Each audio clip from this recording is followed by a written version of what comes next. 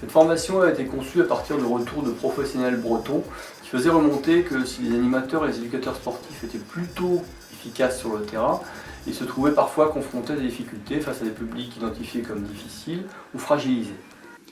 Après une phase de diagnostic, le choix de construire une formation autour de compétences regroupant à la fois l'encadrement d'activités physiques et sportives, d'activités socio-culturelles, mais aussi qui prennent en considération des fragilités que l'individu pouvait révéler, eh bien ce choix semblait couler de source.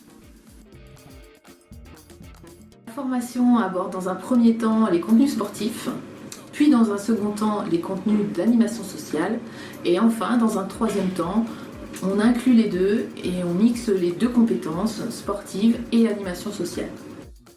Les contenus sportifs vont aborder des sports collectifs, des sports de plein air, des sports duels, raquettes et des activités liées au fitness et aux activités associées. Les contenus qui sont communs aux deux brevets professionnels du BPAPT et de l'animation sociale sont des contenus qui vont aborder la méthodologie de projet, les connaissances des publics et bien sûr beaucoup de pédagogie.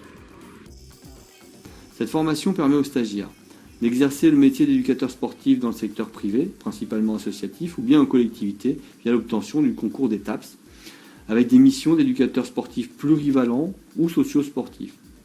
Elle lui permet aussi d'exercer le métier d'animateur socio-culturel ou social dans le secteur privé pour des institutions, mais aussi par concours en collectivité territoriale ou bien encore dans le milieu hospitalier.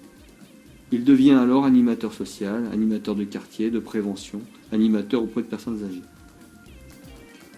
Enfin, elle lui permet aussi d'exercer son métier d'éducateur sportif auprès de personnes en situation de handicap dans le cadre de politiques d'accès à l'égalité ou d'inclusion sociale. Tout cela s'organise en alternance, c'est-à-dire que les stagiaires vont passer une demi-semaine ici au centre de Dinard et une demi-semaine sur leur lieu de stage.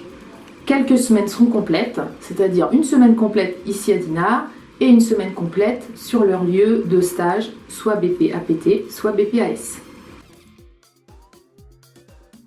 Cette formation s'étale donc sur 15 mois et permettra aux plus travailleurs des groupes d'obtenir 2 brevets professionnels et une grande employabilité.